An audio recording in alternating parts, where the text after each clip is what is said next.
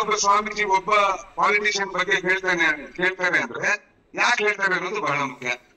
ಈಗ ಫಂಡ್ಸ್ 5 ಕೋಟಿ ಆ ಮಠಕ್ಕೆ, 10 ಕೋಟಿ ಈ ಮಠಕ್ಕೆ, ನಾನು ಅಲ್ಲಿ ಆಶ್ರಮ ಕಟ್ತಾ ಇದೀನಿ, ಇಲ್ಲಿ ಆಶ್ರಮ ಕಟ್ತಾ ಇದೀನಿ, ನಾನು ಆ ಸ್ಕೂಲ್ ಕಟ್ತಾ ಇದೀನಿ, ಕಾಲೇಜ್ ಕಟ್ತಾ ಇದೀನಿ, ಅವ್ರಿಗೆ ಕಾನ್ಫ್ಲಿಕ್ಟ್ ಆಫ್ ಇಂಟ್ರೆಸ್ಟ್ ಅಲ್ವಾ, ಇವ್ರಿಗೂ ಕಾನ್ಫ್ಲಿಕ್ಟ್ ಆಫ್ ಇಂಟ್ರೆಸ್ಟ್ ಅಲ್ವಾ. ಯಾವಾಗ conflict of interest comes in way to take a good decision is very difficult. You become judgmental. ನಾನು ಅದೇ ಹೇಳ್ತಾ ಇರೋದು.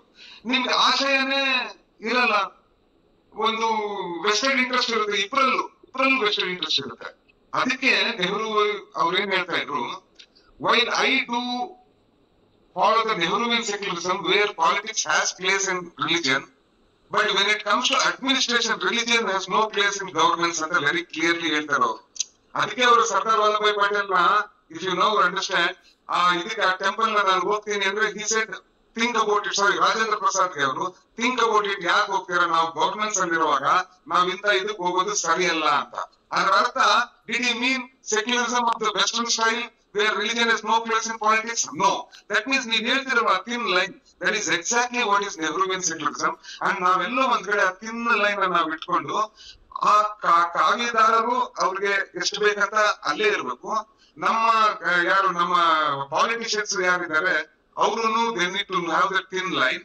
ಒಬ್ರಿಗೊಬ್ರು there should be synergy. ನಾನೇನಿಲ್ಲ ಅನ್ನಲ್ಲ, ಇಬ್ಬರನ್ನು ನೋಡಿ ಇವ್ರು ಅವ್ರಿಗೆ ಹೆಲ್ಪ್ ಮಾಡಬಾರ್ದು, ಅವ್ರು ಇವ್ರಿಗೆ ಹೆಲ್ಪ್ ಮಾಡಬಾರಲ್ಲ, ಹೆಲ್ಪ್ ಇರ್ಬೇಕು. ಆದ್ರೆ ಸಮಾಜದ ಒಳಿತಿಗಾಗಿ ಹೆಲ್ಪ್ ಆಗ್ಬೇಕು ಹೊರತು ಯಾರನ್ನ ಮುಖ್ಯಮಂತ್ರಿ ಮಾಡೋದಕ್ಕೂ, ಯಾರನ್ನ MP ಮಾಡೋದಕ್ಕೂ, ಯಾರನ್ನ ಮುಖ್ಯಮಂತ್ರಿ ಮಾಡೋದಕ್ಕೂ ಆಗಬಾರ್ದು.